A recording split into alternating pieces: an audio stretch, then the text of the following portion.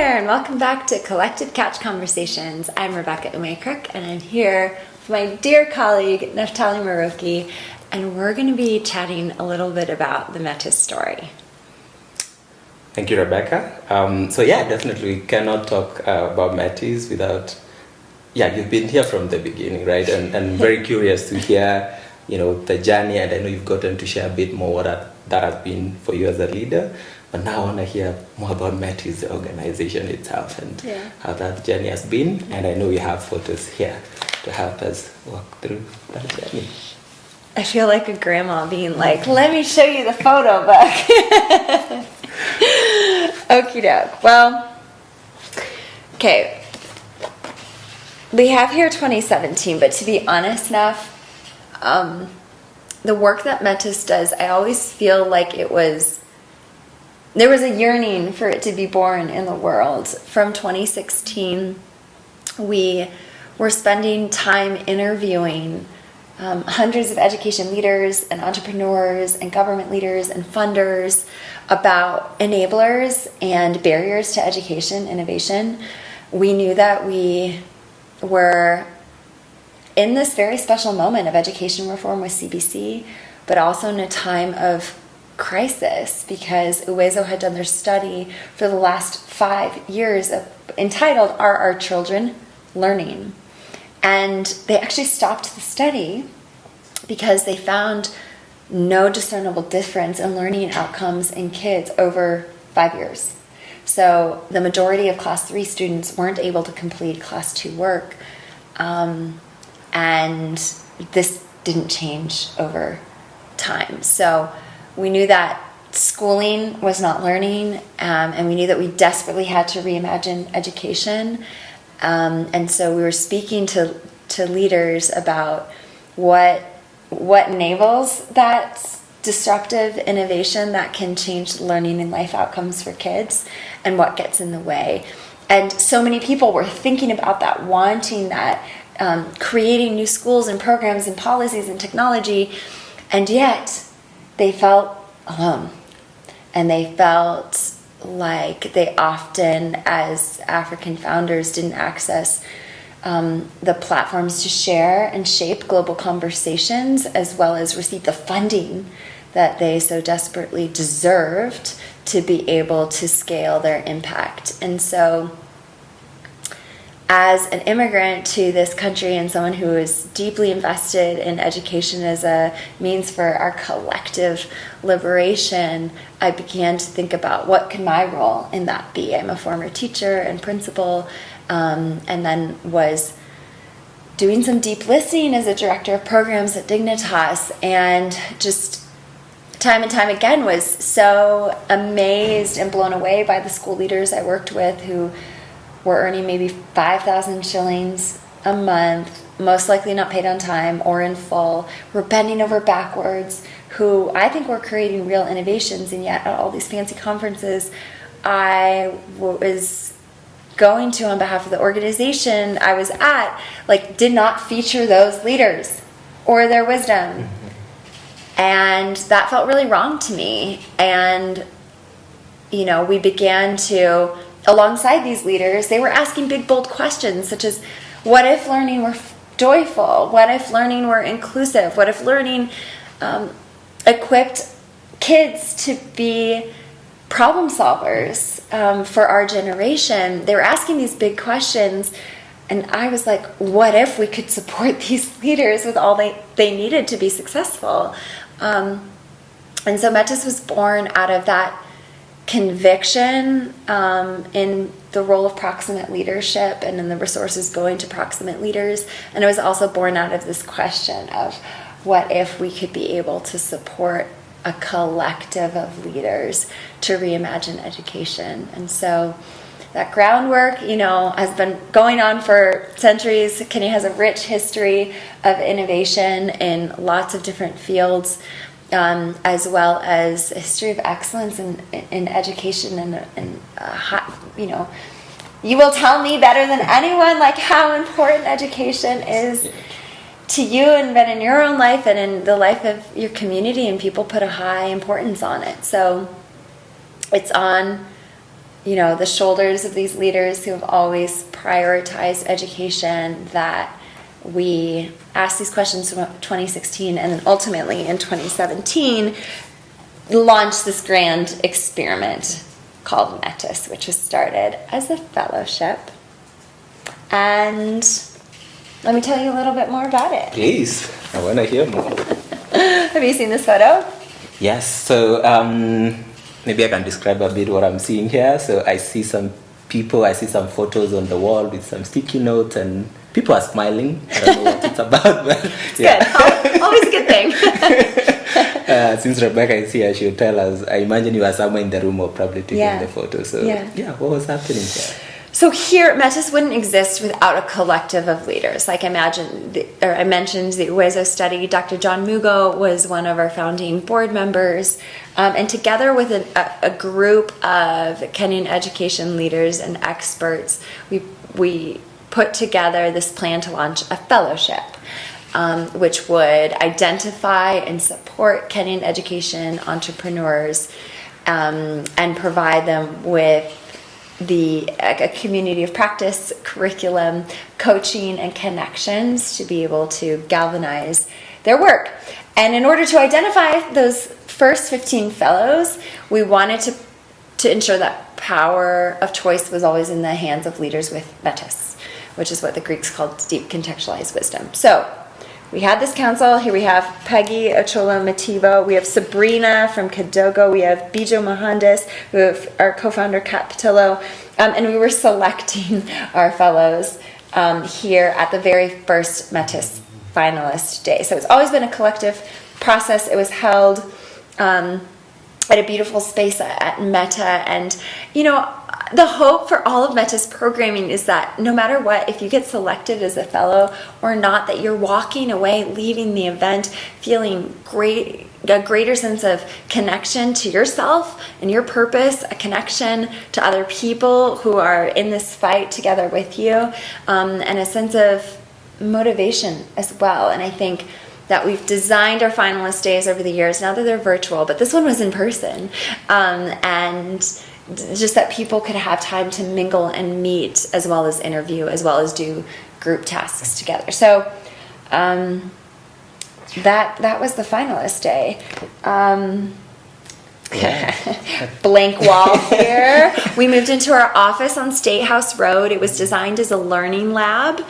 And the idea was that we'd have education, nonprofits, and for-profit companies be able to have co-working space. So we had folks from the Wangari Maathai Foundation, from Mshule, and others have office space, but it started as very humble beginnings. And it was then the place where we launched our very first fellowship cohort. You'll see lots of familiar faces from our ecosystem. Kago Kajashiri, the founder of Aneza, one of the biggest SMS learning platforms on the continent, was one of our first guest speakers. You'll see Sori Gashaga, who's now a proud board member, but she was a Cohort 1 fellow.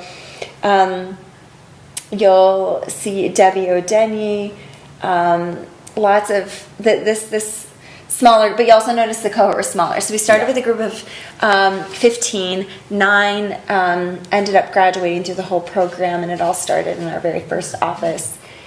Here's Maina Wajioko. He is dancing away at Bridge Academies. The heart of our learning is our learning model includes learning from others and other organizations, and so we visited Bridge as a provocation and also to learn about how they use data to support learning, and so that was we launched this fellowship in August or maybe September of 2017. Had these, actually it was like 2 communities of learning every month. It was all Nairobi focused, and it was all in person. So it was a big and exciting year. I should also mention, in addition to all the research we did with leaders here in Kenya, I had the privilege of learning from a lot of other folks globally. So we had friends at Camelback, who welcomed us in, and the Aspen Institute, and IDEO, and Teach for All, who really welcomed us in to learn from them. So we weren't starting from scratch. Transcend Education, you all were incredible. The head of programs at that time literally gave me decks that they used with their fellows. So it was this real collaborative effort to birth this experiment. Mm-hmm. So that was 2017. That's beautiful. And I mean, not to preempt anything, but I've been part of the Metis journey for the last 3.5 years, and I'm seeing, like, from the founding story, like the aspect of community, the intentionality of, you know, learning from others, like sort of what we say, you know, going further together. Yeah. I can see that coming out clearly. So, now we get into 2018. You've launched your first cohort. You know, I'm curious now what happens. Like, What happened? Smooth sailing, no rough waters. It was easy, nothing to see here. Our core curriculum at Metis is called the Metis Way. It's an education-specific design thinking curriculum, and the fourth step in the Metis Way is iteration. And so we did a lot of iteration at Metis during that first cohort, which was cool because we were living out the same process that we're teaching to other leaders and entrepreneurs. So as leaders continued to grow their impact over the course of this first pilot fellowship, we were really proud to celebrate their achievements in community at their graduation. And this was held at Maria Omari's hub at the Action Foundation in Kibera. And it was really joyful to see these leaders come together, be celebrated by other education leaders and funders and policymakers. And like I said, all of our events, we really want to equip and connect and amplify proximate leaders in their work. And so graduation isn't just about fellows, but it's also, again, about convening community. So that was actually almost a year later in 2018. So it's, as you can imagine, the fellowship we've evolved it and iterated, and now it's only 6 months as opposed to that full year. And then after that, as you can imagine, there were really strengths as well as many weaknesses in our programs and opportunities and threats. And so we invited people over to my apartment, and here we can see Soya and these brave Cohort 1 fellows who came together to discuss the way forward for Metis, like what worked, what didn't work, what is going to be each of our roles in this. And then, but do you want to stop me here? Don't you want to stop me? Yeah. Go, wait. Like, tell me more, because I feel like this is a big inflection point. Yeah, I'm actually curious because you've done your first cohort, right? So wait, should we go back? Yeah, we can talk. Because I'm about to go on, but you should interrupt, because now you're going to break your flow if you don't. Okay. If we don't, you can be conversational on this. Okay. We just keep rolling, right? Yeah. Yeah. Okay.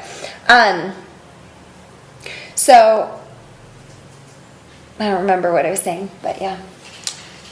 Yeah. So you've graduated your first cohort. You brought people together. But I know I've also had you mention that 2018. Wait, I think he's gonna have to do more of an interjection though, because I'm about to turn the page. Mm-hmm. You have to interject. You have to go like, wait. Tell me, okay. let's dig into that, because I'm not waiting for Okay. you. I mean, I know in my head, Okay. but you got it. Yeah. Yeah, 3, 2, 1. So yeah, that's that. Before we continue, I know I've had you mention like 2018 was an inflection point for Metis. Mm-hmm. I know you've had many of those as you built the organization, but I want to hear more like, why was this year monumental for Metis and the journey of Metis and the whole process, like to getting where we are today? Because I know I've had you mention it a bit, but I want to hear more. Like, I'm curious to hear the actual story. Why it was an inflection point? Yes. I mean, honestly, at this point, didn't know that we'd run more than one cohort. We thought it was a pilot, and the reason this was, well, there were a lot of things that went into it, but ultimately my co-founder decided that Metis wasn't a path that was giving her joy and satisfaction, and there was, I mean, I guess I'll share this because it's a part of so many startups. I feel like it's no use in trying to sweep it under the rug, but there was like huge amounts of conflict among our team, and we, you know, our brilliant inaugural fellowship director, Beth Cadendo, went on to found, when there was a point at the end of the pilot where it kind of blew up. My co-founder left, you know, wanted to dissolve the organization. Beth went on to go found Teach for Kenya, which is incredible. And we're at this point where I was sitting with fellows going like, how do we want to move forward? Was this just a pilot? What are our learnings? Like, you know, do we want to wrap it up here? Or is there something worth pursuing, and how will we all collectively nurture that potential? Because at that point, as a co-founder, I was actually chief programs officer. And I didn't feel like I had any business being executive director. I don't know, I just didn't really, I didn't know how to be an executive director. I didn't like sign up for this when I started Metis. Like, I was here to design programs. And so this moment here where everyone is collectively gathering, like sitting on the floor, having chai and mandazi, deciding what our future is and what their dreams are and how they'll all contribute, that was when I was like, okay, what is my role in this? How can I steward, you know, my learnings, and how can I be of service to our community? What's my role to play? And that's where I really felt like, okay, let's get in the arena. Like, let's try. We should. I'll do this. Like, I'll be our executive director. But that wasn't inevitable. If you had asked me even 1 year prior if I would ever be an ED, I would be like, no. So, this was actually a year of surprise and a year of challenge for us. And I think, again, it always speaks, I mean, we have brandished further together on our shirts, and I think that it's always been that way. It's always been a collective group of people, from the Metis Council to our first fellows to volunteers around the world, mentors around the world who have made Metis possible. And that was very, very clear in 2018. And, you know, I feel like for a lot of entrepreneurs, when you're building, it's inevitable that you get to these inflection points where it's a make or break point. Yeah, you know, and it feels for you like you leaned a lot into the community. But I'm curious, like, were there other things that you did that really helped you, one, like really make this decision and decide, okay, I'm going to step up and be the ED, and, you know, this is how Metis will move forward? Yeah, good question. I think for me and my role in our collective journey, it was this realization that, like, I need Metis as much as anyone else needs Metis. Like, I also want to be part of a community of leaders that is doing their bit to make the world a better place. And I want to be able to leverage my connections and the learnings that I've been able to have from a global community. I want to ensure that other people have that opportunity, and at the same time know that I'm going to grow as much from leading as much as I am, as much as our fellows, if not more than our fellows, are going to learn. So it felt really important to me to get clear on the mutual aspect of this, that I wasn't doing this because I had no other options. I mean, I actually was applying to other roles, and that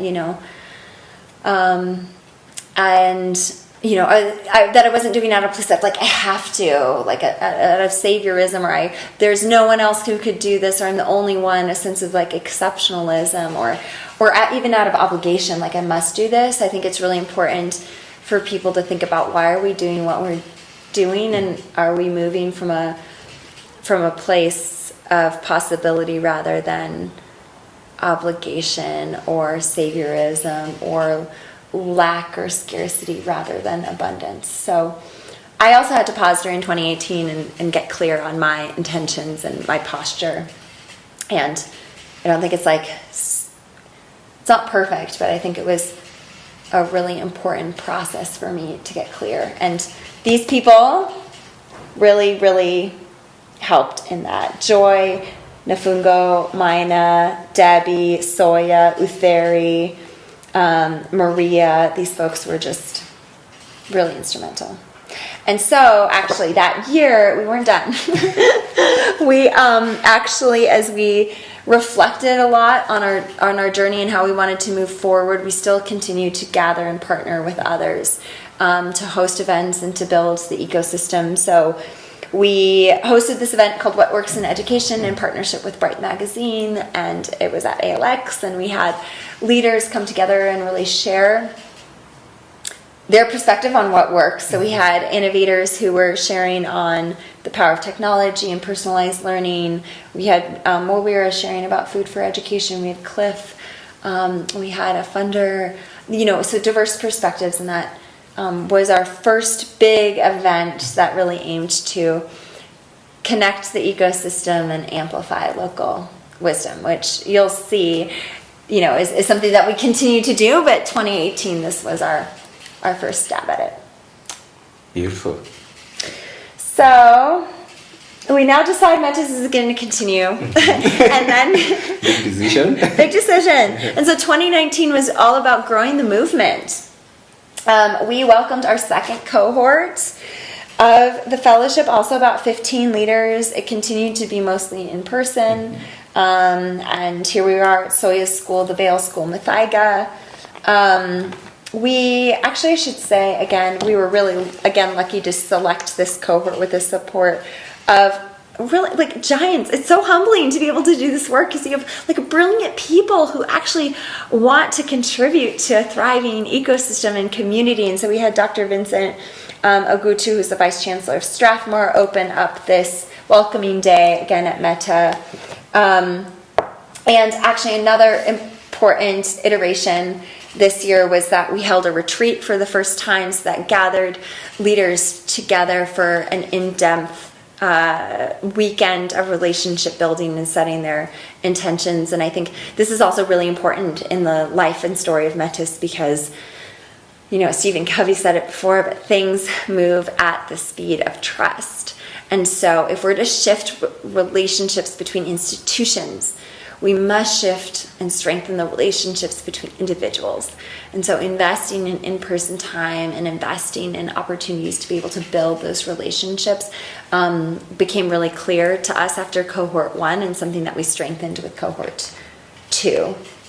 And then as we end the end of the year, you see this brilliant Metis Council. I can tell you, Ivy Mwai from MasterCard is here. We now have alums, so Maria Omari is back. We have Rupert from Aga Khan Foundation, folks who came back to select this third cohort. So we reduced the amount of time between cohorts. We were ready to launch a third cohort. Sorry, this is a little out of order. The year was a blur. Before we actually, as you can imagine, before you launch cohort 3, you get to graduate. You get to graduate and celebrate cohort 2. So here they are. Cohort graduation happened at Semastea in the end of 2019.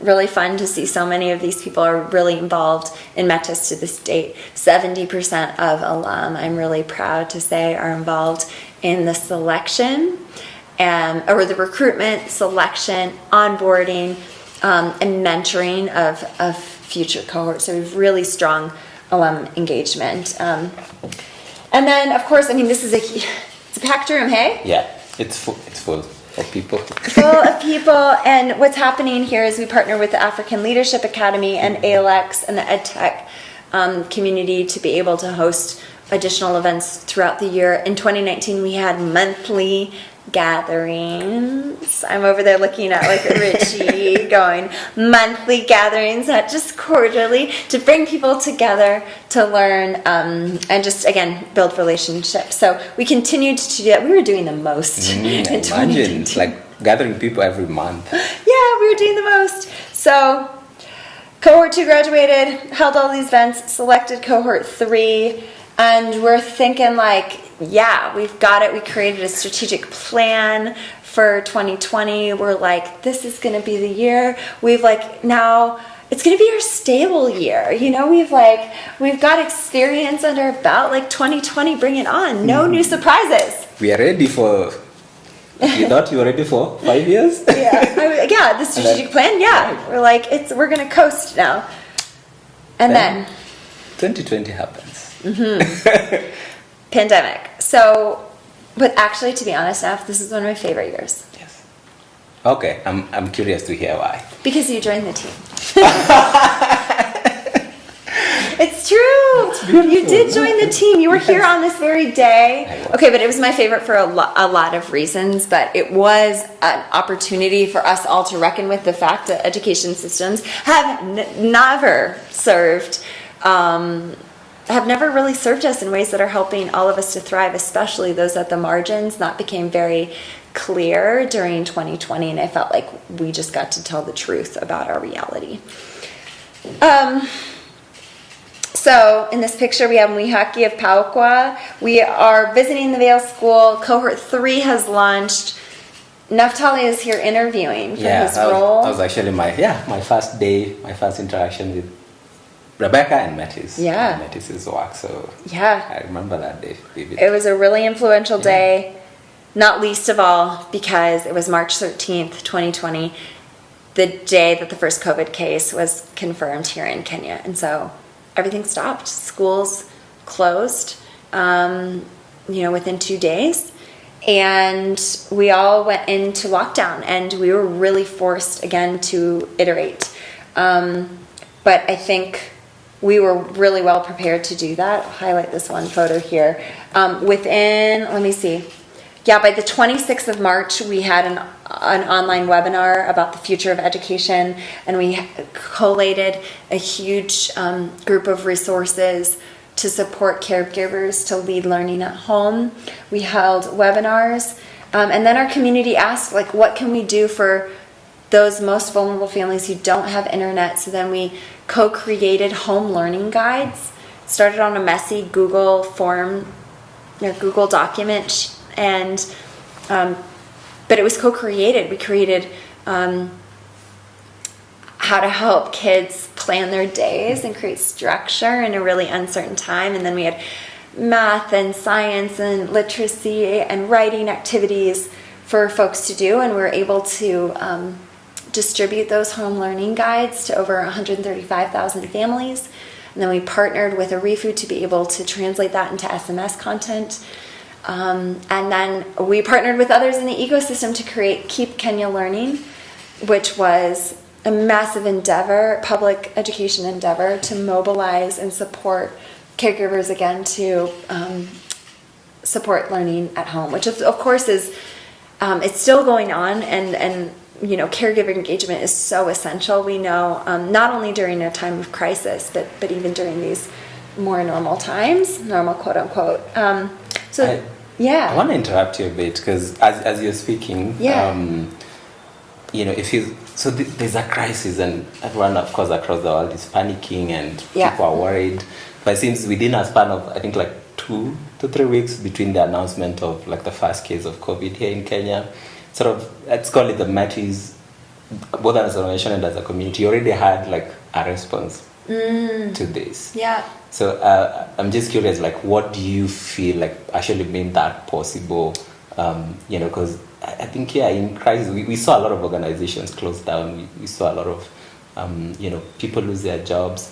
And as you said, like, this was one of your favorite years at Metis. One, you said, because it really helped bring home that sense of urgency in reimagining education, but also from an organizational perspective, building and responding real time to crises. I'm curious, like, what really helped Metis as a mission and also the community? Good question. Really good question. So I think that it really showed the power of the collective. Crises really reveal that we don't have time to duplicate efforts. And those who are well equipped to trust each other and to collaborate, to respond effectively, are those who are going to succeed. And so because Metis had invested already in relationships of trust, our community members were able to sign MOUs. We had folks who were providing content to the Ministry of Education, who were, those, sometimes it seems like those relationships can be fraught with bureaucracy and frustration. And again, because we had relationships already within our community, things were able to happen faster, and we were able to mobilize because of that investment in trust. So I think we really, and I hope one of the lessons that we shared with the broader global ecosystem is investing in networks, investing in collectives is really a smart economic decision, because it builds the resilience, not just of one organization, but it builds a resilience of a whole ecosystem to respond in types of crisis. And this COVID is not the only crisis we're facing. We will continue to face really hard challenges when it comes to weather and violence and the climate catastrophes that are impending. Unfortunately, they will come, and it is within our human spirit to endure and overcome, and it will be much more effective and much more joyful, I would say, if we do that together. Thank you. That's beautiful. Yeah. Thank you for sharing that and elaborating that. I don't know whether that's part of it's part of the story, but I'm also curious to, and I know I was part of that journey, but how Metis itself now iterated quickly. Okay, well, you were part of it. You might even be in this picture, Naftaly. So that cohort 3 obviously had to move to virtual. So we had to be able to quickly be able to create other opportunities for people to connect and learn. And so we created virtual site visits. We actually put all of our content online. We created video modules. We created an LMS system. I don't recommend creating a learning management system from scratch. So we were hustling. So you were part of that for cohort 3. And then actually we decided to launch a 4th cohort in the middle of the pandemic. And what I think was so spectacular about our team and our community during this time is we said, there's an opportunity actually, because it's going to be hybrid anyways. And so much of the learning is virtual. We don't have to be limited to Nairobi alone anymore. We can expand to support leaders across the country. And so in line with our thesis that Kenya can be a lighthouse for education reform globally, we decided to open it up to Kenyan leaders across the country, and we ended up supporting 15 leaders that year from 7 different counties, and that was just really spectacular. So here's our login for that LMS. I should also mention, this happened very quickly at the beginning of lockdown. So often the media can focus on stories of pain and suffering, and we created a campaign to amplify the abundant innovation that came out from our community during this time, in a campaign called Lockdown Lemonade. So life certainly gave us lots of lemons that year, and our talented team came up with this Lockdown Lemonade campaign to highlight ways in which people took those lemons and transformed them into lemonade to the benefit of everyone, really. There were really cool innovations around mental health, around remote learning, around caregiver engagement. There are photos back here. I'll show you now. Okay, so here's that LMS I was telling you about. Here are all the home learning guides kids with their masks and home learning guides. Yeah, Super Sema was on the front. Here's again distribution that was happening. We also again partnered with other organizations such as Food for Education to provide these learning packets alongside food. This is a TV ad where we were, getting the word out about Keep Kenya Learning and the resources that were available for parents to support and caregivers to support learning at home. And then here, actually, this kid is incredible. His name's Brandon, and he's a part of one of our fellows organizations called Cheza Cheza. And this is one of the ways we really supported our fellows to be able to pivot. And so instead of just having school-based programming, they had to come up with virtual means, with community-based means, of course, to safely support kids. And this became a daily dance gathering in Kibera that really supported kids to be kids again in a really, really challenging time, and really supported their mental health and resilience during the pandemic. And then Graduation. We made it to December. Okay, not unscathed, but certainly stronger. We made it to December, and here we have this huge group. They're all wearing masks that say "What if?" And we gathered back at Semistea to have a socially distanced graduation for cohort 3 and cohort 4. And that was 2020. Now, 2021. Yeah. Is the expectation that, okay, COVID is over, now we are back to normal. Oh my gosh. We can go back to doing things the way we were doing, or how does this year actually shape out for, for Metis and this journey? Really good question. It was a year in which the pandemic was still happening. We still had curfew, right? 10 p.m. curfew. We still had to deal with the huge learning losses and trauma of school closures. And we had adult leaders, our fellows, to also care for and support, and as well as our own team. I think there were so many people, and I remember for myself, we felt burned out. So 2021, I would say, was at least a personal year of challenge for me, and I also think it was a collective year where it's okay, we have some flexibility in our movements, but there's still very much a lot of work to do, and how do we do that work without burning out?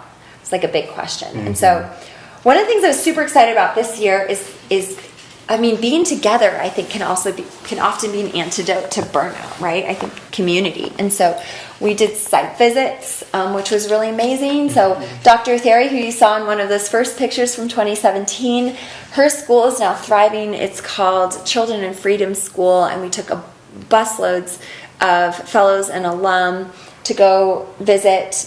Here we have Lillian from Bridge International Academy speaking to one of their students, and so we held site visits this year. Another big thing that we did was, we got to continue to visit fellows in their areas, and so we expanded. This cohort was the largest cohort yet. It grew to over 30, and the impact on students, and they were creating. Our collective impact grew to 4 million young people, and just being able to spend time with fellows and see their impact across Kenya was very, very neat, because again, 2020 and now in 2021, we continue to offer programming to leaders across Kenya. And so this is Jeremiah Kutanya from Pastoralists Integrated Concerns, and he operates in Kajiado. And beautiful. No, I wanted to interject a bit before. Because now initially, when we started, we were hearing the stories of fellows in Nairobi, of course, in cohort 4, said we expanded across Kenya. But also now I'm okay, double the number. Yeah. Why and how? Why and how? Actually, I should ask you, why and how, Naf? You were part of the program's leadership team that made that decision. You tell me. Yeah, I'm happy to speak to that. Answer my own question. Because as you said, 2020 was a monumental year, and we got to like really practice what we preach, right? Like iterate. We went through the Metis way. Actually, we started by empathy. Like we asked people, like, what does this look like for us as a community? And after the 2020 cohort, that's cohort 4. I remember in 2021, we looked at, after we did our SWOT analysis, we realized like one of the opportunities we had was now that, we had this hybrid model. Why do 7 counties? Why can't we open this up to all the 47 counties? And it was a great experiment. And this is my second year here, but almost every month I feel like we are iterating. We are doing something new, we are experimenting, we are piloting, and we got to do that. So we saw like the moment where we were and looked at what opportunities we actually have. We have the technology. Right?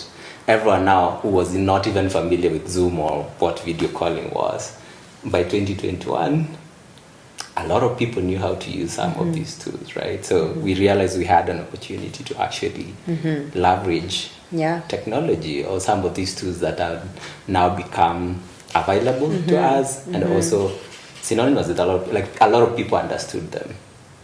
So that was one.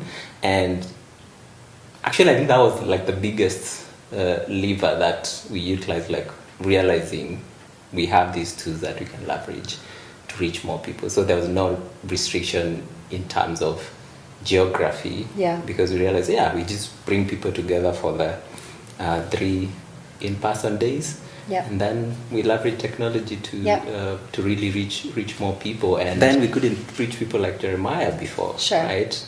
Because that inflection point, if I can call it that, and that challenge that we faced, and being able to iterate very quickly, then we were able to actually get to reach people like Jeremiah, all the way from Kajiado, and he was able to become part of this amazing cohort of over 30 people from across Kenya. And I think that the team had now tried small.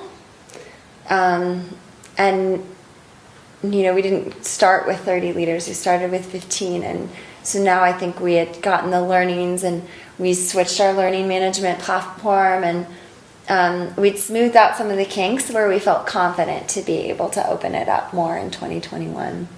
100%. It was super cool. And we also did something new and expansive that year. Actually, before I get to reimagine it, here they all are. Very proud moment. They are from all across Kenya. This is our largest cohort yet at their graduation in December, on the same day that we birthed what is now a core program at Metis, which is Reimagine Ed, which is our annual learning summit, which seeks to celebrate proximate leaders and connect them to supporters who can help them to grow their impact, as well as to connect people across the ecosystem in service of a common goal. And this year we've really focused in on CBC and galvanizing equitable implementation of CBC. Next year is all about monitoring and evaluation in CBC. I'll be really excited to participate in future learning summits and see what the themes are. But in this year, 2021, our very brave team of 5, we have 5 staff, which throughout the history of Metis, this is like the biggest we've ever been. We used to be a team of 1 full-time employee, and then 3, 2 of whom were on payroll, and were on payroll from another organization, and I was still volunteering, and but now we have 5 full people, but that is still a small and mighty team to host the first ever Reimagine Ed Learning Summit. 380 people participated in person, and then we had more people virtually joining in at this big event, and we learned a lot that year. It was a huge success. I think people really enjoyed being together after, over almost 2 years of separation, and it was just very cool to be able to explore the current challenges and realities of education, but also the potential for innovation that already exists within in terms of our fellows' innovations. Yeah, and speaking to Reimagine Ed and having seen as like a pilot a lot of new things and pivot and sort of get a new direction across our programming. I remember you sharing, I think it was as we approached this first Reimagine Ed in 2021, that when you're organizing, this type of a thing, or when you're inviting people into your space, you're being, very vulnerable. Yeah. So I'm curious now for all the entrepreneurs and intrapreneurs who are building, how should, like, what are, like, if you were to speak to maybe your mindset or even the mindset of Metis as an organization, if I can, say that. We're so courageous. And I don't even think it's my mindset. It's our mindset that we were just bold. We're going to be like, if this learning conferences that focus specifically on proximate leaders should exist, and we can't sit around here waiting for other people to do it. Sure, of course, there are more well-resourced teams. There are teams and organizations that have more people, more funding. I'm sure they have great ideas as well. Like, they could maybe even execute better. Possibly. We're waiting around. We're waiting around. They don't exist. Yeah. So what are we going to do? Sit there and bemoan it for forever? Like, no, we got to try. We got to create it. And I think that's what's incredible about our team is that we did it afraid. Like, we were nervous. I was nervous. But we had a vision. We're really lucky to partner with people such as Imaginable Futures and Trademark and Aga Khan Foundation and Girl Rising, who believed in our vision, Sequel Family Foundation, who supported us with the capital to be able to do this. And I think that, I've said this before, but it pays to be brave. And I think that in service to our community, it was a real success. And was it perfect? No. Have we improved every year? Absolutely. But it was a really joyful and effective gathering of leaders, and we've continued to build on that momentum to spur greater collaboration, greater resource mobilization for our fellows, and to together build a collective movement that's really excited about taking advantage of this unique moment in history that we find ourselves in, and to be able to capitalize on that and motivate people to play their small role in making the most of this moment. Yeah, so my key takeaway here, build while scared, build while bias scared. towards action. Yep, bias towards action, build while scared. I really like that. Well said, Naf. So with that energy, 2022. This is an exciting year. I really liked last year because you looked hesitant. Did you like last year? I liked last year. It was actually an interesting year, but also, and you spoke to this, like coming out of 2021, I think getting into 2022, actually one of the my personal goals was to avoid burnout. Yeah. Because I felt like I really burnt out like in 2021. Mm-hmm. So yeah, that's what I was hesitant. I was like, okay, I'm trying to remember how that year goal. But I know, like, in terms of actual, like, the work, we really did amazing work, and I'm happy that we get to reflect and see what that was like. Also, maybe it doesn't compare to this year. You're like, this year, I know this is your favorite one yet. But from strength to strength. Before we get to this glorious 2023, let's tell you about 2022. So, I love this photo. Can you see how deeply people are listening to each other? Yes, decolonizing. I remember this event. I was part of it. So. Yeah, and you're right. It was on decolonizing edtech. Yeah. So 2022, significant year because we really focused on creating a North Star for student learning outcomes, and then we honestly kept our programs the same. So we stopped trying to build and iterate them. We we got to kind of coast in that way. So we still had our events, we still had our fellowship, which was open, which is a hybrid fellowship open to fellows from across the country. And then our core focus was then figuring out like what are the student learning outcomes that we're all driving towards, because at this point we now grew to an alum body of 130 fellows. So here are these events that we keep going. Here's this cohort 6. They're beautiful. They're large. They're having this beautiful retreat. And then we did this whole listening tour with learners and leaders and families to say, like, what are the skills and mindsets that all kids should have by the time they exit the education system? And they coalesced around 5 core outcomes which align with CBC, and we call them the Big 5. So the Big 5, they're A, B, C, D, E's, so they're hopefully sticky and easy for you to remember. And all of our fellows in their own ways are growing and nurturing these outcomes in their kids. And they are, A is for agency, B is for belonging, C is for creativity and critical thinking, D is for delight, and E is for expertise. And so these, as you know,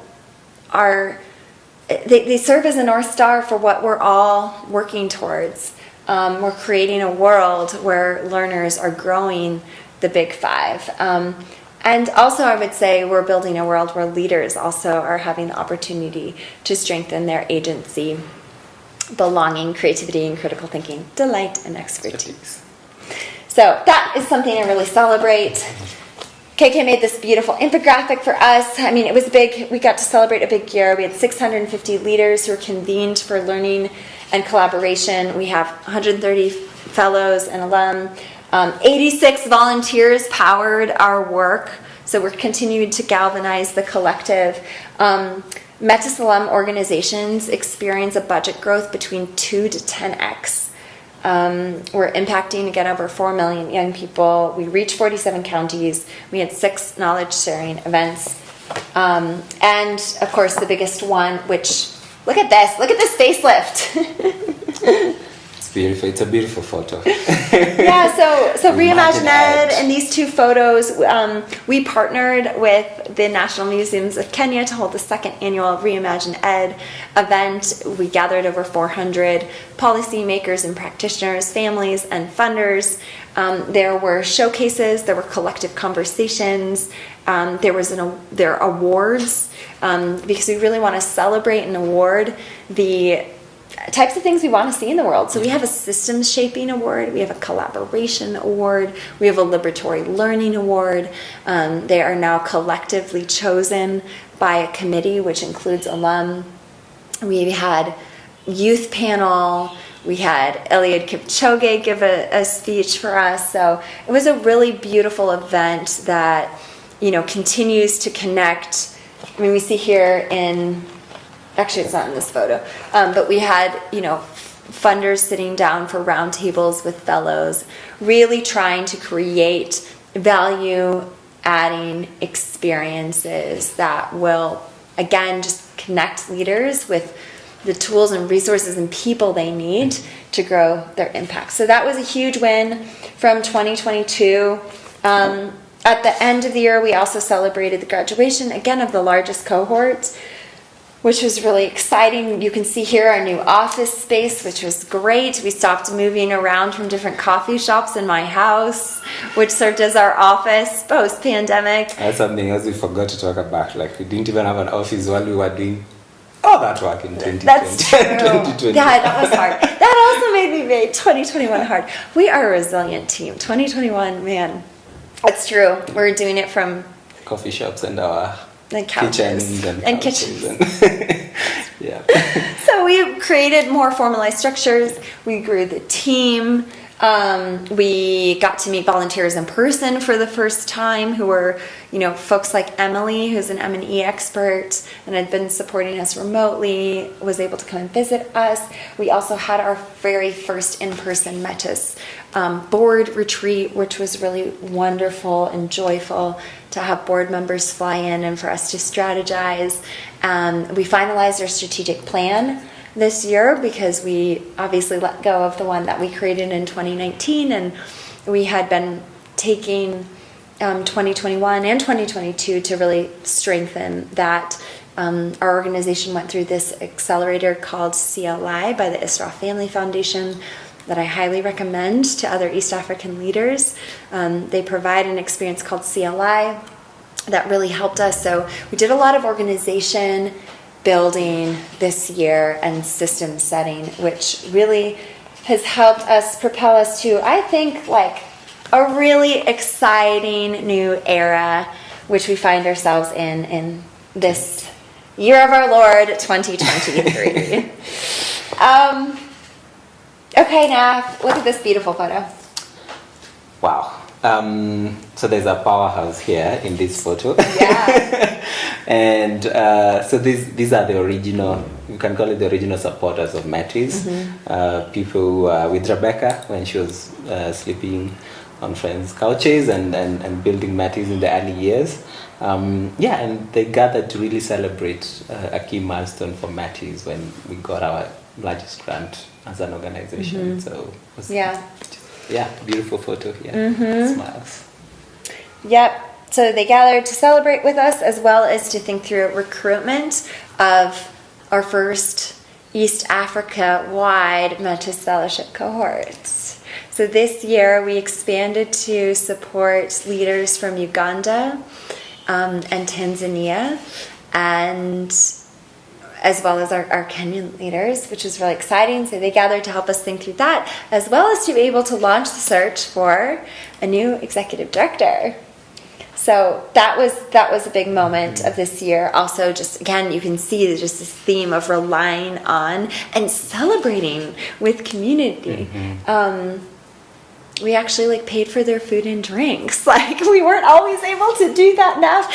We would invite ourselves over to other people's places for site visits and they would feed us, So we are coming to visit and where's my tea?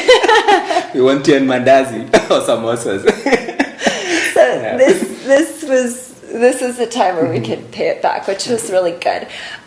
We've spent a lot of this year, part of our strategic pillars is to build systems for sustainability. This is a year, I love this photo of us. This is during reviews, so we have solidified, part of our culture of continuous learning is to be able to give strong feedback. And so we have a system of quarterly reviews. We now have 360 reviews that happen every year now in December. So this has been a year of rolling that out, not only for our full-time staff, but also for our part-time staff, our circle leads. So that's something very cool. We've also grown the team. There are now more than 5 people. Here we are. Mighty team of 11. We've solidified, here's systems. Here's Diana, who is in the field doing site visits to make sure that our alum community and fellows now are over 160. So we, want to be able to learn from these 160 institutions, be able to find their areas of strength as well as their areas of development so we can continue to provide high quality programming. And in order to be able to do that, we've built a system of site visits, so that's been very cool. We also launched Advocate Ed this year to provide support for our alum. And I will say, Naf, that if the first 5 years were about building a pipeline of proximate leaders, this year and now going forward is really about strengthening the support that we provide to our alum, enabling them to collaborate for greater impact, and ultimately serve as innovation partners to government to advance CVC. So it's not just about expanding for numbers' sake, it's about the depth of our impact and using these deeply knowledgeable and equipped leaders to be able to scale through government support, especially as we, as a nation, implement CBC. So as part of that, we've launched Advocate Ed. Do you want to tell us about Advocate Ed? Yeah, absolutely. Happy to speak to that. So I keep telling even my teammate, like, we are going through our year of change. And the last 5 years, as you've said, it's been, this output that you talked about, like capacity, building the capacity of leaders, collaboration, communication, and now we are getting at the higher level of our theory of change. You spoke a little bit about the learning outcomes, the ABCDs that our community co-created, but also as part of that, we want to see systemic impact. We want to see global influence across our community, and Advocate Ed is one of the ways that we are actually building towards that. So if, let's say, for instance, you spoke about Franco and his organization Cheza, how do we, one, make sure that even as a country, as we roll out CBC, what creative ways can we use to teach socio-emotional learning, right? We know it's a need that we have, and Franco might not necessarily be the one to go and open a dancing room across all the schools in the country. Sure. But how can he actually led his model, led his voice, led his expertise to help the government sort of even start thinking of dance or other alternative ways of learning as a way of teaching, socio-emotional learning or any other sort of type of learning and competency that, we are building. And that's, in a nutshell, that's the essence of, Advocate Ed, and really making sure that both as a community and as leaders, we are galvanizing and sharing evidence and stepping up to really support the government and share, because we have people have evidence, our community has evidence from the field on what is working. So how do we feed that now into policy, into program implementation, and ensure that we are supporting the implementation of the competency-based curriculum in Kenya. So that's really the essence of Advocate Ed. Yeah. So we've piloted with 10 alum who have evidence-backed innovations, and we'll support them to build their capacity to advocate and support both at regional and national government levels. Also this year,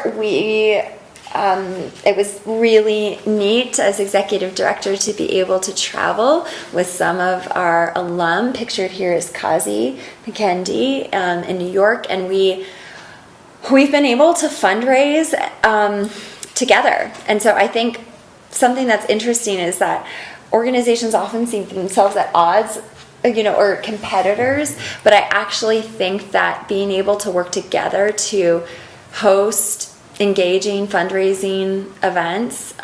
This one was on education as liberation. We did one in New York. We did one in Boston. It's a really powerful way to engage an international community. And I've said this before, but I can talk till I'm blue in the face about how amazing Metis is. But it really is different when you have a beneficiary of the program be able to say how Metis really has supported her in her journey as she grows her work, leading her own organization. So that was a really cool thing that happened this year, is this fundraising.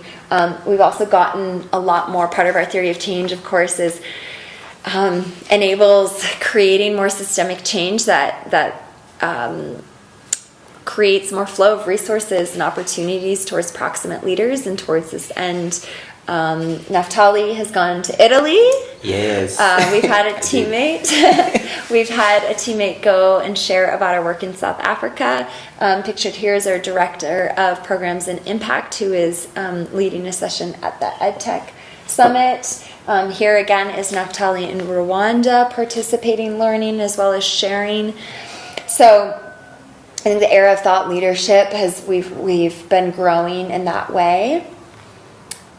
Another thing we've grown, gosh, I told you, this has been an immaculate year. Right.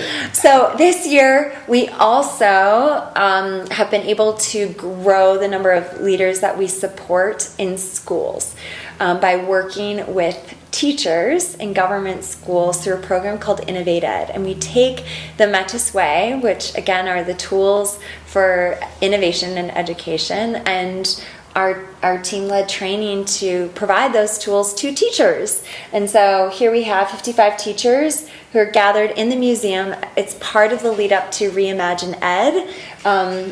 And the program, again, is called Innovate Ed.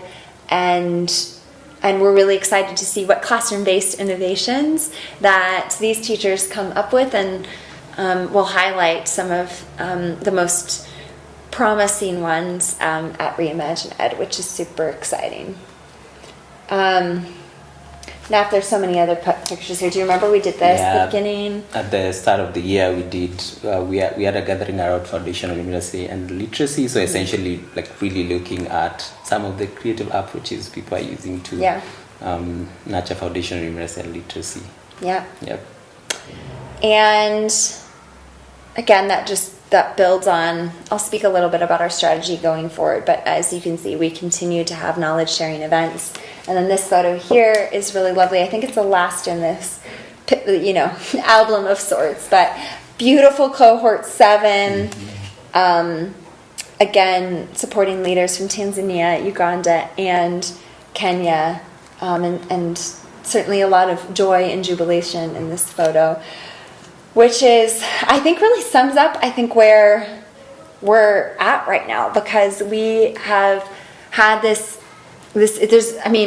a lot going on this year, but to kind of help folks see the through line, part of our strategic plan has been, I guess I should start a big picture.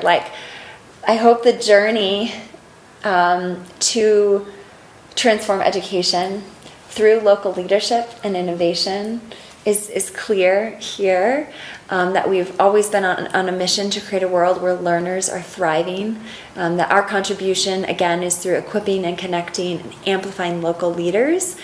And as we continue to move towards that vision by living into our mission, we have 3 outcomes that we're driving towards now. And they all start with I, so that you can remember them. The first is that we're building evidence-backed innovations. The second is that we're creating systemic impact. And then finally, we're creating global influence to ensure that not just Kenyan leaders, but leaders everywhere who are proximate to problems have everything that they need to create solutions for their own communities. So as we move forward with our strategic plan towards this Vision 2025, where we are growing innovation, impact, and influence, we're building on all that has been, all the lessons, all the learnings, and it's, with great excitement that we step into this new stage. And I guess, part of why we're even making these videos is that that as we enter this new era, we want to kind of remember and step back a bit, all that we've been through. I think that to know clearly how to step forward to where we're going, we have to know where we're coming from. So I hope that this has been a little bit helpful. No, it was beautiful. Thank you so much for taking us through through the journey of Metis, from your lens, and having been part of it from the beginning. As we conclude, and thank you for taking us through the journey of Metis, I'm curious about what gets you excited. What are the 1 or 2 things that really get you excited about the future of Metis and where we are going as an organization? I am so excited to see what happens. Now, if we've been so much about our work is about planting seeds, and some of those trees or plants will come up and we'll never get to sit underneath their shade, and that's okay. That's for future generations. I do think with more time the community will get to enjoy the fruit of all the plants that we have seeded. I think we've planted the seeds for brighter futures. I think we've planted the seeds for kids who are going to be able to have safe spaces to learn and to know more about themselves. I think we've planted seeds where leaders are able to collaborate and get the help and support that they need. I think we've planted seeds for great government collaboration to ensure that innovation can be a way of being, not just for some leaders, but for all leaders, and really for all teachers, and really for all kids. Like, we really want to ignite a movement where we're unleashing the creative capacity of everyone within the system. And I think that we're just getting started. And I think that there's going to be more momentum as we have a critical mass, as these leaders go off and transform government institutions and big nonprofits and big networks of schools, and grassroots organizations and efforts. And I think that there's going to be beautiful things that happen and emerge with time that I can't even foresee. And I'm so excited for that. I trust that there will be a beautiful harvest. I trust that there will be beautiful trees with interconnected roots that will provide shade and a bounty of fruit for many, many years to come. And I'm just really excited about that. And I think the other thing is, as I transition to the board, I'm just really excited to see. I'm just the power has always been in the hands of the collective, and I'm really excited to see what we do with that collective shared power. I'm really excited for your leadership. So I'm excited to pass this off to you, and I'm really excited to be cheering you on and engaging in our community in a new way. Thank you so much, Rebecca. And yes, I accept the responsibility. You know, I keep telling people at Metis, we don't ask people to fit into other people's shoes. No. We just ask them to come with their shoes and be comfortable in them. So, yeah, thank you so much for this. You are so session. welcome. It's super enlightening, and yeah, thank you for walking us through this journey of Metis. In 6 years' time, we'll be sitting here, and I will be interviewing Naf, and he will be telling me about the story from 2024 to 2030. Here we go.